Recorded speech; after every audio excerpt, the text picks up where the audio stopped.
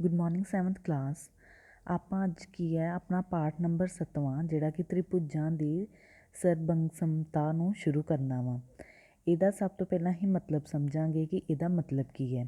ਤ੍ਰਿਭੁਜ ਸਾਨੂੰ ਪਤਾ ਹੈ ਕਿ ਜਿਵੇਂ ਇਹ ਵਾਲੀ ਸ਼ੇਪ ਦੇ ਸਾਡੇ ਕੋਲ ਤ੍ਰਿਭੁਜ ਹੁੰਦੇ ਨੇ, ਇਹਨਾਂ ਨੂੰ ਅਸੀਂ ਕੀ ਕਹਿੰਦੇ ਆ, ਤ੍ਰਿਭੁਜ। ਠੀਕ ਹੈ।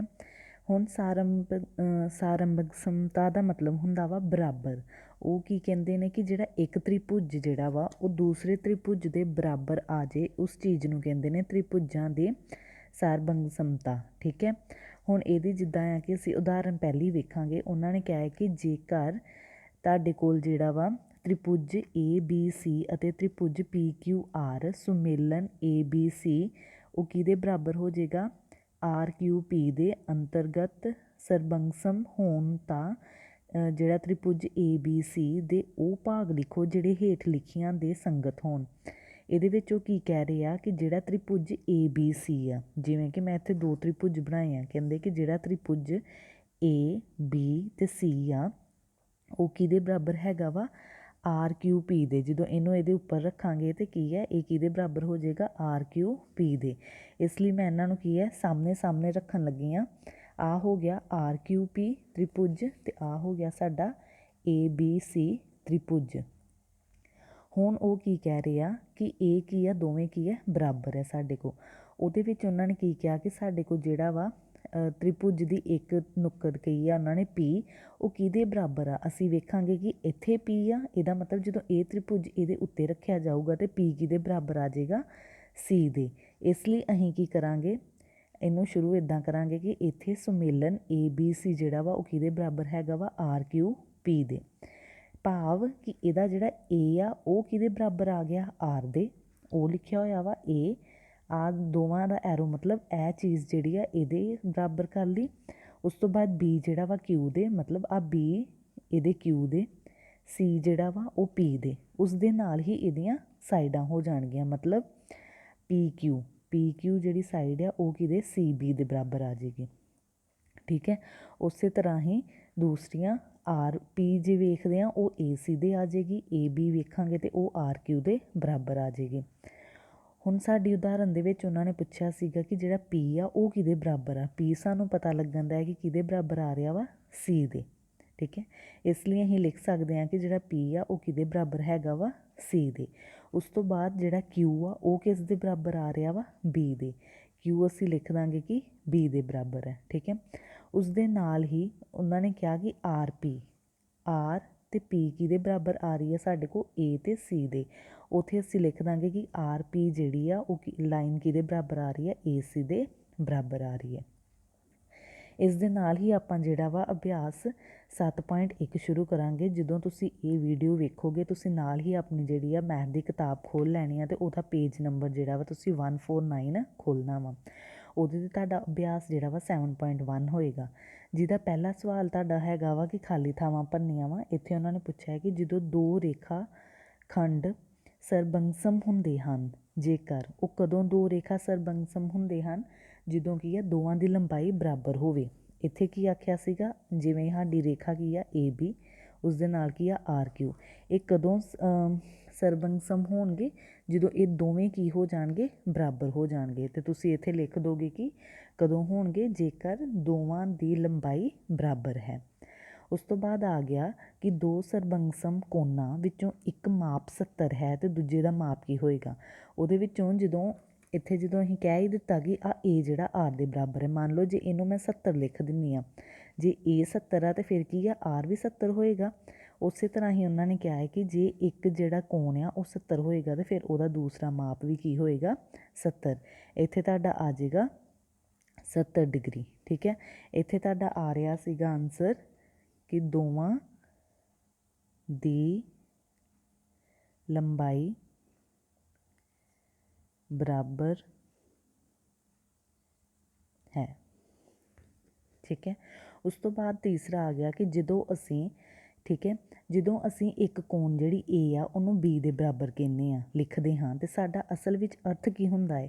ਕੋਣ A ਨੂੰ ਜਦੋਂ ਅਸੀਂ B ਕੋਣ ਦੇ ਬਰਾਬਰ ਕਹਿੰਦੇ ਹਾਂ ਤਾਂ ਇਹਦਾ ਮਤਲਬ ਸਾਡਾ ਅਰਥ ਹੁੰਦਾ ਹੈ ਕਿ ਜਿਹੜਾ ਉਹਦਾ ਸਾਰਾ ਹੈਗੀ ਆ ਉਹ ਕਿਹਦੇ ਬਰਾਬਰ ਹੈ, ਕੋਣ A ਦੇ, ਤੇ ਉਸ ਦੇ ਨਾਲ ਹੀ ਉਹਦੀ ਜਿਹੜੀ ਆ ਦੂਸਰਾ ਉਹ ਕਿਹਦੇ ਬਰਾਬਰ ਹੈਗੀ ਆ, ਕੋਣ ਬੀ ਦੇ। ਦੂਸਰਾ ਸਵਾਲ ਆ ਗਿਆ ਕਿ ਅਸਲ ਜੀਵਨ ਨਾਲ ਸੰਬੰਧਿਤ ਸਰਗਮਸਮ ਆਕਾਰਾਂ ਦੀਆਂ ਕੋਈ ਦੋ ਉਦਾਹਰਨਾਂ ਦਿਓ। ਇਹ ਸਵਾਲ ਤੁਸੀਂ ਖੁਦ ਕਰੋਗੇ। ਤੁਸੀਂ ਆਪਣੇ ਆਲੇ ਦੁਆਲੇ ਕੋਈ ਵੀ ਦੋ ਚੀਜ਼ਾਂ ਦੇ ਐਸੀਆਂ ਚੀਜ਼ਾਂ ਵੇਖਿਓ ਕਿ ਜਿਹੜੀ ਇੱਕ ਚੀਜ਼ ਨੂੰ ਤੁਸੀਂ ਦੂਸਰੀ ਚੀਜ਼ ਦੇ ਉੱਪਰ ਰੱਖੋਗੇ ਤੇ ਉਹ ਕੀ ਹੈ, ਤੁਹਾਡੀ ਬਰਾਬਰ ਹੋਵੇ। ਇਸ ਤਰ੍ਹਾਂ ਕਿਸੇ ਵੀ ਦੋ ਆਕਾਰਾਂ ਦਾ ਤੁਸੀਂ ਨਾਮ ਲਿਖਣਾ ਵਾ। ਤੀਸਰਾ ਸਵਾਲ ਤੁਹਾਡਾ ਹੈਗਾ ਹੈ ਕਿ ਜੇਕਰ ਸੁਮੇਲਨ ABCFED ਦੇ ਅੰਤਰਗਤ ABC ਕਿਹਦੇ ਬਰਾਬਰ ਹੋ ਜਾਏਗੀ, FED ਦੇ। ਕਿਵੇਂ? ਜਿਵੇਂ ਕਿ ਆਪਾਂ ਇੱਥੇ ਹੀ ਲਿਖ ਲੈਂਦੇ ਹਾਂ, ਆ ਹੋ ਗਈ ABC ਤੇ ਦੂਸਰੀ ਉਹ ਕਹਿ ਰਹੇ ਆ FE ਤੇ D। ਠੀਕ ਹੈ, ਆ ਹੋ ਗਈਆਂ ਦੋ। ਤਾਂ ਤ੍ਰਿਭੁਜਾਂ ਦੇ ਸਾਰੇ ਸੰਗਤ ਸਰਬੰਗਸਮ ਭਾਗਾਂ ਨੂੰ ਲਿਖੋ। ਠੀਕ ਹੈ, ਇਹਦੀਆਂ ਆਪਾਂ ਸਾਰੀਆਂ ਸਾਈਡਾਂ ਜਿਹੜੀਆਂ ਬਰਾਬਰ ਆ ਰਹੀਆਂ ਵਾ ਉਹ ਲਿਖਣੀਆਂ ਵਾ। ਠੀਕ ਹੈ, ਉਹਦੇ ਵਿੱਚ ਜਿੱਦਾਂ ਵੇਖੋ ਪਹਿਲਾ ਕੀ ਆ ABC, ਉਹਦੇ ਨਾਲ ਕੀ ਆ FED। ਹੁਣ ਇੱਥੋਂ ਸਾਨੂੰ ਪਤਾ ਲੱਗਣ ਦਿਆ ਕਿ ਕੋਣਾਂ ਕਿਹੜੀਆਂ ਬਰਾਬਰ ਹੈਗੀਆਂ। A ਕੋਣ ਦੇ ਨਾਲ F ਕੋਣ ਬਰਾਬਰ ਆ, B ਕੋਣ ਦੇ ਨਾਲ E ਕੋਣ ਬਰਾਬਰ ਆ, C ਕੋਣ ਦੇ ਨਾਲ D ਕੋਣ ਬਰਾਬਰ ਆ। ਤੇ ਤੁਸੀਂ ਉਹਨਾਂ ਨੂੰ ਕਿੱਦਾਂ ਲਿਖ ਦੋਗੇ? ਪਹਿਲਾਂ A ਦੇ ਨਾਲ ਕੀ ਆ, F ਬਰਾਬਰ ਆ, ਤੁਸੀਂ ਵਿੱਚ ਆਹ ਵਾਲਾ ਸਾਈਨ ਪਾ ਦੋਗੇ। ਠੀਕ ਹੈ, ਉਸ ਤੋਂ ਬਾਅਦ B ਕੋਣ ਦੇ ਨਾਲ E ਕੋਣ ਬਰਾਬਰ ਹੈ, ਉਹਦੇ ਨਾਲ ਹੀ C ਦੇ ਨਾਲ D, C ਕੋਣ ਦੇ ਨਾਲ D ਕੋਣ ਬਰਾਬਰ ਹੈ। ਠੀਕ ਹੈ, ਇਹ ਲਿਖਦੀਆਂ ਤੁਸੀਂ। ਉਸ ਤੋਂ ਬਾਅਦ ਆਪਾਂ ਹੁਣ ਲਿਖਾਂਗੇ ਸਾਈਡਾਂ। ਸਾਈਡਾਂ ਕਿਵੇਂ ਹੋ ਗਈਆਂ? A ਤੇ B ਜਿਹੜੀ ਆ, ਠੀਕ ਹੈ, AB ਜਿਹੜੀ ਸਾਈਡ ਆ ਉਹ ਕਿਹਦੇ ਬਰਾਬਰ ਹੋ ਜਾਏਗੀ? FE ਦੇ, FE। ਠੀਕ ਹੈ, ਉਸ ਦੇ ਨਾਲ ਹੀ AB ਹੋ ਗਈ ਸਾਡੀ, BC ਜਿਹੜੀ ਆ ਉਹ ਕਿਹਦੇ ਹੋ ਗਈ? E ਤੇ D ਦੇ ਬਰਾਬਰ, ED ਦੇ ਬਰਾਬਰ। ਠੀਕ ਹੈ, ਇਹਦੇ ਉੱਪਰ ਤੁਸੀਂ ਆਹ ਲਾਈਨ ਲਾਉਣੀ ਆ ਕਿਉਂਕਿ ਅਸੀਂ ਇਕੱਠਿਆਂ ਦੀ ਸਾਈਡ ਲਿਖਣ ਦੇ ਆ। ਉਸ ਤੋਂ ਬਾਅਦ A ਤੇ C ਜਿਹੜੀ ਆ ਉਹ ਕਿਹਦੇ ਬਰਾਬਰ ਹੋ ਗਈ? F ਤੇ D ਦੇ। AC ਕਿਹਦੇ ਬਰਾਬਰ ਹੋ ਗਈ? FD ਦੇ। ਠੀਕ ਹੈ, ਇਸ ਤਰ੍ਹਾਂ ਲਿਖਣਾ। ਪਹਿਲਾਂ ਕੋਨਾ ਅਲੱਗ-ਅਲੱਗ ਕਿਹਦੇ ਬਰਾਬਰ ਨੇ। ਠੀਕ ਹੈ, ਉਸ ਤੋਂ ਬਾਅਦ ਸਾਈਡਾਂ ਉਹਨਾਂ ਦੀਆਂ ਜਿਹੜੀਆਂ ਨੁੱਕਰਾਂ ਨੇ ਉਹ ਕਿਹਦੇ ਬਰਾਬਰ ਨੇ। ਠੀਕ ਹੈ, ਇਹ ਸੀਗਾ ਆਪਣਾ ਤੀਸਰਾ ਸਵਾਲ।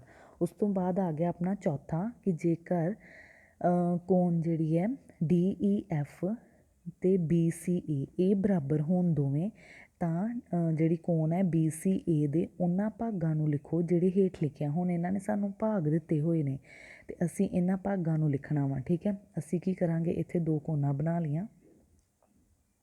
ਪਹਿਲੀ ਕੋਣ ਕਿਹੜੀ ਆ ਗਈ? DEF। ਦੂਸਰੀ ਕੋਣ ਲੈ ਲਾਂਗੇ ਅਸੀਂ BCA। ਠੀਕ ਹੈ, ਹੁਣ DEF BCA BCA। ਠੀਕ ਹੈ, ਇੱਥੋਂ ਹੁਣ ਸਾਨੂੰ ਪਤਾ ਲੱਗਣ ਦਾ ਕਿ ਆਹ ਕੋਣ ਜਦੋਂ ਸਾਰੀ ਦੀ ਸਾਰੀ ਅਸੀਂ ਚੁੱਕ ਕੇ ਇਹਦੇ ਉੱਪਰ ਰੱਖਾਂਗੇ ਤੇ ਕਿਹੜੀ ਸਾਈਡ ਸਾਡੀ ਬਰਾਬਰ ਆਏਗੀ? ਜਿਹੜੀ D ਆ ਉਹ B ਦੇ ਬਰਾਬਰ, ਕੋਣ E ਜਿਹੜੀ ਆ ਉਹ C ਦੇ ਬਰਾਬਰ, F ਜਿਹੜੀ ਆ ਉਹ A ਦੇ ਬਰਾਬਰ। ਠੀਕ ਹੈ, ਪਹਿਲਾ ਪਾਰਟ ਉਹਨਾਂ ਨੇ ਸਾਨੂੰ ਕਿਹਾ ਵਾ E ਜਿਹੜੀ ਆ ਉਹ ਕਿਹਦੇ ਬਰਾਬਰ ਹੋਏਗੀ ਨੁੱਕਰ। ਠੀਕ ਹੈ, E ਜਿਹੜੀ ਆ ਸਾਨੂੰ ਸਾਫ਼ ਦਿਖਣ ਦੀ ਆ ਕਿ ਉਹ ਕਿਹਦੇ ਬਰਾਬਰ ਹੈਗੀ ਆ? C ਦੇ, ਤੇ ਤੁਸੀਂ ਇੱਥੇ ਲਿਖ ਦੋਗੇ C। ਠੀਕ ਹੈ, ਦੂਸਰੀ ਆ ਗਈ EF ਸਾਈਡ। EF ਸਾਈਡ ਆਹ ਵਾਲੀ ਜਿਹੜੀ ਸਾਈਡ ਆ ਉਹ ਕਿਹਦੇ ਬਰਾਬਰ ਆ ਰਹੀ ਆ? ਆਹ ਵਾਲੀ ਦੇ। ਠੀਕ ਹੈ, ਤੇ ਉੱਥੇ ਤੁਸੀਂ ਕੀ ਲਿਖ ਦੋਗੇ? EF ਦਾ CA। ਠੀਕ ਹੈ, ਅੱਗੇ ਆ ਗਿਆ F। F ਜਿਹੜੀ ਆ ਉਹ ਕਿਹਦੇ ਬਰਾਬਰ ਹੈ? ਹੁਣ ਇਹ ਵੇਖੋ D ਜਿਹੜੀ ਆ ਉਹ ਇਹਦੇ ਬਰਾਬਰ ਆ ਗਈ ਤੇ F ਫਿਰ ਕਿਹਦੇ ਬਰਾਬਰ ਆ ਜਾਏਗੀ? ਇਹਦੇ। F ਜਿਹੜੀ ਆ ਉਹ A ਦੇ ਬਰਾਬਰ ਆ ਗਈ। ਚੌਥਾ ਹੈਗਾ ਵਾ ਤੁਹਾਡਾ DF। DF ਕਿਹਦੇ ਬਰਾਬਰ ਹੈ? ਆਹ ਥੱਲੜੀ ਵਾਲੀ DF ਹੈ। DF ਜਿਹੜੀ ਆ ਉਹ ਆਹ ਵਾਲੀ ਦੇ ਬਰਾਬਰ ਹੈ। ਉਹ ਕੀ ਹੋ ਗਈ? B ਤੇ A। ਠੀਕ ਹੈ, ਸੋ ਤੁਹਾਡਾ ਅਭਿਆਸ ਜਿਹੜਾ 7.1 ਦੇ ਵਿੱਚ ਇਹ 4 ਹੀ ਸਵਾਲ ਸੀਗੇ। ਤੁਸੀਂ ਇਹਨਾਂ 4 ਸਵਾਲਾਂ ਨੂੰ ਆਪਣੀ ਕਾਪੀ 'ਤੇ ਕਰਨਾ ਵਾ ਅਤੇ ਸਾਨੂੰ ਉਹਦੀ ਜਿਹੜੀ ਆ ਫੋਟੋ ਭੇਜਣੀ ਆ। Thank you.